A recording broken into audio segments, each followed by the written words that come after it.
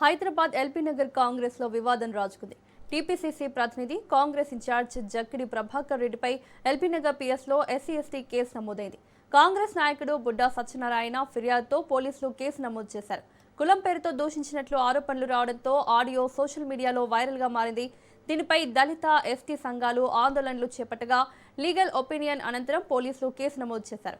ఇదే సమయంలో ప్రభాకర్ రెడ్డి కుమారుడు శివచరణ్ రెడ్డిపై గతంలో వచ్చిన వ్యాఖ్యలపైన పోలీసులు విచారణ చేపట్టారు.